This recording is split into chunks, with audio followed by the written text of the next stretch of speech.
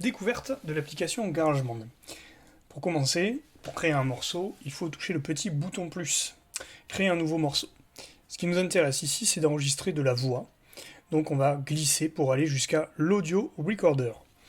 À partir de là, on peut toucher le petit bouton enregistrer, ici, et cela va démarrer. Mais ce n'est pas ce qui nous intéresse. On va prendre soin déjà de mettre dry, ici, ça veut dire sec, qu'il n'y ait pas d'effet. Il faudra aussi désactiver le métronome, sinon lorsque l'on va enregistrer, eh bien, on entendra un métronome, ce qui n'est pas intéressant pour nous. On va toucher la petite clé de 12 pour enlever aussi le décompte du métronome. Donc ça fait 2 étapes. Et la dernière étape, pour bien préparer notre projet, eh bien, c'est de choisir une durée de mesure qui soit illimitée, automatique. Donc je touche le petit bouton plus ici, et je coche automatique, sinon par défaut c'est 8 mesures, ce qui signifie qu'au bout de 8 mesures, l'enregistrement s'arrêtera, ce n'est pas ce que l'on veut non plus.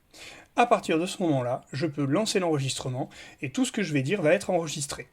Je peux contrôler ici le niveau de volume, si je parle trop fort, eh bien ça va saturer, donc il faudra faire attention au niveau de la source, à ne pas la faire saturer. Une fois que c'est terminé, je peux stopper le petit bouton d'enregistrement, et j'ai ici un premier fichier audio.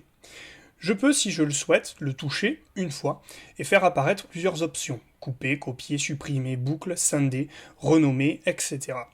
Premier élément, peut-être, je vais couper le début. Pour cela, eh bien, je touche le bord et je le décale. Et je vais aussi couper la fin, par exemple. Je touche le bord et je vais le décaler pour le raccourcir aussi.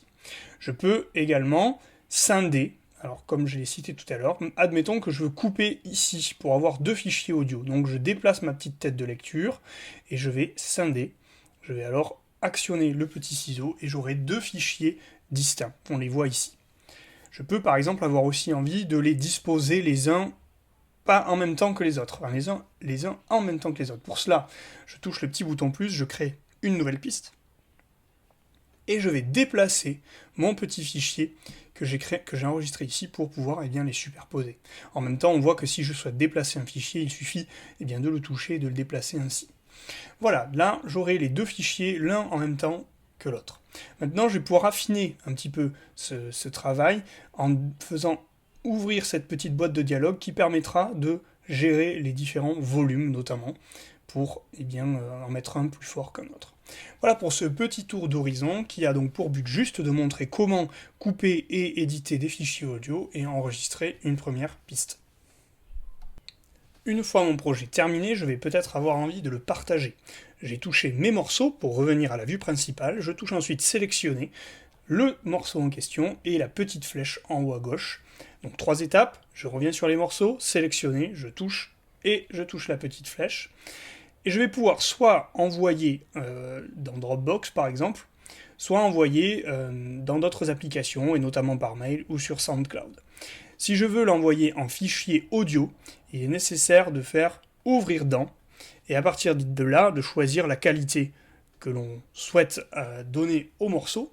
Et ici, il est en train de se convertir en fichier audio et je vais pouvoir l'envoyer par mail ou sur Dropbox, etc.